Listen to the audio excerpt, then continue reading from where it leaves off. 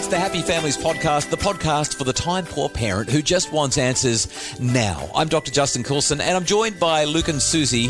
They've got 3 young boys. I've got 6 young-ish through to oldish girls. And in this conversation, I had a chat with Luke and Susie about big mood swings. Wilson, always great to chat to you. And Carolyn wants to talk to you too. She sent through a question asking about teenage mood. Literally the words are just teenage mood swings and how to deal with depression in your child. And this is kind of the year where I think if our children are struggling mentally and emotionally, it's going to show up this year, right? Probably. I read the funniest meme that I've seen in ages around the coronavirus just recently. It said something like, biggest waste of money ever, my 2020 planner. So true.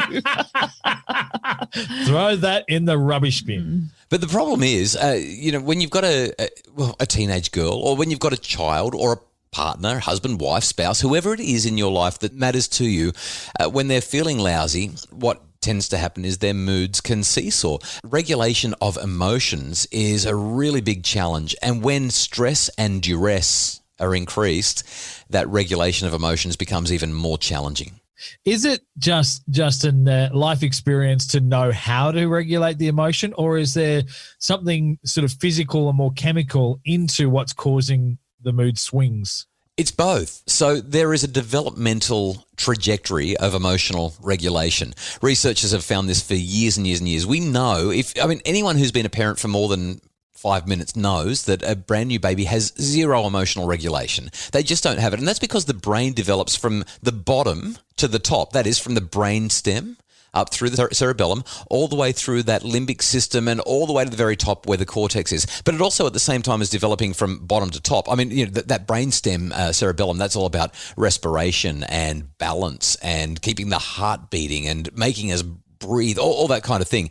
It also goes from back to front. So at the back, we've got what we call our occipital lobes. That's where our eyes get all their information and processing and all that thing for our sight as we move towards the front. So right in the middle of the brain, something that starts to develop as our children grow. By the time they're 2, we call it the terrible twos for a reason. They're big, they're mobile, they're starting to use their words, but not when they're becoming emotional, because the emotional brain is just starting to really kick in. And it's not until maybe 4 or 5 that they start to get a bit better at it.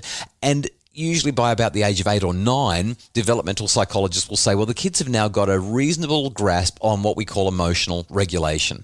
My favorite example of this, by the way, is Walter Mischel, a very, very, very famous psychologist, did this study with marshmallows. You might have heard of it. Yes. The marshmallow experiment. Challenge. Yeah, yep. That's it. So for those who are not familiar with it, Walter Mischel brings a child into the lab, usually around about the age of 4, maybe 5 or 6 at the oldest, puts a marshmallow on the plate in front of them and says, I've got this for you. Oh, but by the way, I've just got to pop out of the office. I'll be back in a minute. In fact, I'll be a few minutes. If that marshmallow is still there and you haven't eaten it, when I come back, I'll give you 2 instead of just the 1. And then he walks out. This is a classic self-regulation. How much willpower do you really have kind of experiment? And his research shows that people who are able to regulate their emotions better, children, go on to lead more successful lives. And that kind of makes sense, right? If you can't regulate your emotions, you can't sit in class, you can't study, you can't learn. If you can't regulate your emotions, somebody says or does something that you don't like and you lash out, you say horrible things to them. You can't keep a job, you're going to become a criminal, you'll end up in jail, you'll take drugs, all those kinds of things, in worst case scenario, because of a lack of regulation.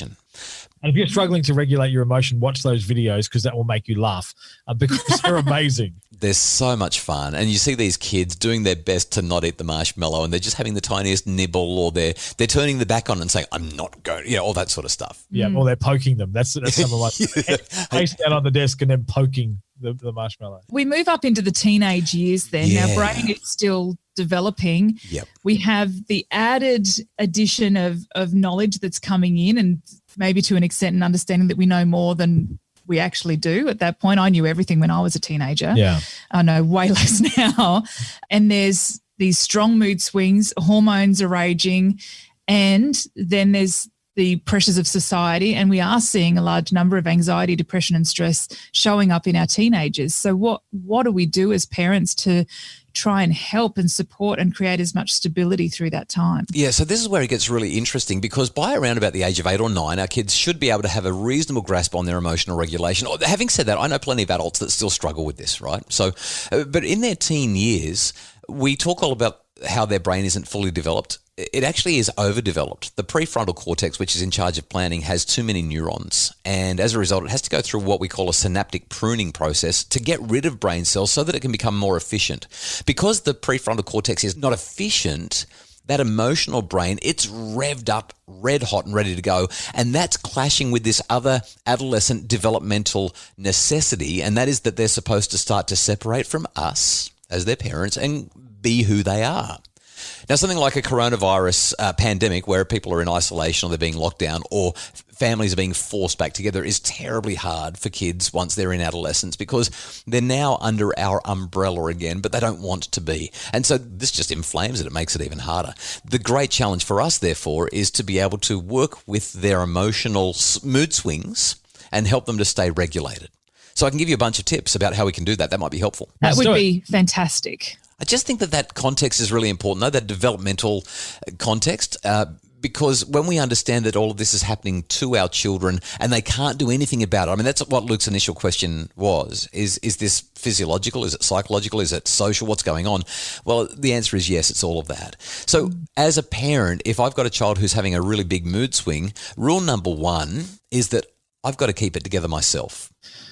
Oh, that's just back on us. So how do we do that bit? Emotions are contagious. So there's speculation. Researchers aren't quite sure, but some people think that there's these neurons in our brain that we call them mirror neurons, because they pick up on what's happening socially around us, and we calibrate ourselves to the emotional mood of another person. So if somebody comes roaring into the living room saying, "I hate you all, it's not fair, what are you doing to me?" we automatically, our mirror neurons go red alert, and we come back and say, "What do you mean? What's going on?" And we actually match their energy. We might not match their exact emotion, but it's fair to say that the emotional energy of another person is very, very easily caught. So what do we do, Susie? When this happens, we do this thing that I talk about all the time. We get curious, not furious. We understand, not reprimand. We explore, we don't explode. And the best way to do that is to reflect to our child what we're seeing. You seem really upset. You seem to be really struggling. You seem to be really challenged. You seem to be really down. You seem to be really frustrated. It's that simple. You say, "You seem to be," and then insert the emotion that is your very best guess. If you're wrong, they'll say, "No, I am not." And you'll say, "Oh, I'm so sorry. I misread that. What is it that you're feeling?" So that's kind of what we're doing. That's step one. Keep it together. Step two, give their emotion a name. And step three, I mean, there's a lot more that we could talk about, but I think step three, to sort of move towards a conclusion here, is that as we reflect their emotion, we simply say, "Wow, that must be really tough. How can I help?"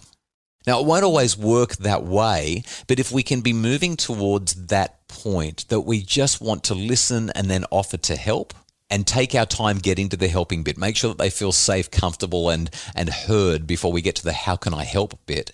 That's where we overcome things like the mood swings. And that's where we can kind of get into this conversation where a child might be feeling depressed and we can say, "You seem to be really flat lately. You seem to be really struggling. What can I do to help?" And I might say, "Nothing." You say, "All right, well, I'm here if you need somebody to listen." And maybe that's enough just to get things going. There's a conversation Susie and I had recently, not around teenagers, but around dealing with people. And my point was that often everyone wants to correct bad behavior by making sure they know that their behavior was bad. Right. Sometimes, like the desire is to be safe and heard, right? What you were saying before. And that rather than having to point out everything they've made a mistake on, to actually go, "Well, how do I defuse this?" by going, "Let me acknowledge where you're at. And let me say that it's okay because we're gonna move in a different direction. We don't have to escalate it. We don't have to mirror it." Being in a rush to fix things seems to create some really big challenges. Every now and again you see in the media, people, often police, end up in the media because there's this rush to respond and stamp out a problem. Now, I'm not making a commentary on the police because I can't imagine how stressful that job must be. But I do know that if a child in my home responded to me the way some people in public respond to the police, my response to my child in my home would have to be different. my response to my child would have to be, you seem to be really upset. You seem to be really struggling. And I want to understand what's going on for you so that we can move towards a positive conclusion, a positive outcome for you. That seems to be a better way forward. And if you've got a child who's having these big mood swings, we call this emotion coaching. That's what John Gottman, the great marriage and family researcher, has called it. And there's all sorts of different ways that we can do it. There's a handful of different models, but essentially they all converge around this same thing. When somebody's having an emotion, you don't try to stop the emotion. It's kind of like a train going through a tunnel. And rather than waiting for the train to come out the other end of the tunnel, you're going to dig through the middle of the tunnel and rip the train out through the top. If we just let the train ride its way through the tunnel, it will come back out into the daylight and the sun will shine again and everything will be okay. Beautiful. I love that picture. Dr. Justin Coulson, you're bringing the wisdom from happyfamilies.com.au. Thank you so much for your time. Thanks, guys. If you've enjoyed the Happy Families podcast or found it helpful, I'd be so grateful if you would do what more and more people are doing. I'm so appreciative that people are doing this. Can you go to Apple Podcasts and leave a rating and a review? When you do that, it helps other people find the podcast, have happier families. There's been a bunch come through just recently that I'm most grateful for. KK001 said, great stuff. I'm giving you a 5-star review. They said, I've attended your seminar in person previously, thoroughly enjoyed it. Now that I can hear your wisdoms via the podcast, it's very valuable. Thank you and keep it up. And Von Bear 1234 also gave me a 5-star review and said, these podcasts are just what I need.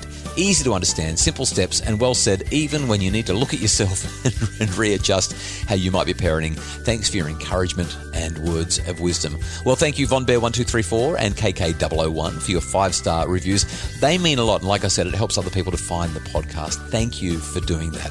If you'd like more information on how I can help your family to flourish, particularly if you would like to have me, a parenting expert, literally guiding you on a day-to-day, week-to-week kind of basis for as little as $2.50 per week. I mean, it's cheaper than a coffee. It's cheap as chips. It's probably cheaper than chips. You can get more information about that monthly support via the amazing Happy Families memberships. happyfamilies.com.au is where you find all the info, and we appreciate so much that Happy Families family keeps on getting bigger. So thank you for being a part of it if you already are, and if you're not, please check it out. I'm sure you'll get loads of great info, and if you'd like more information about what we do, visit my Facebook page, Dr. Justin Coulson's Happy Families.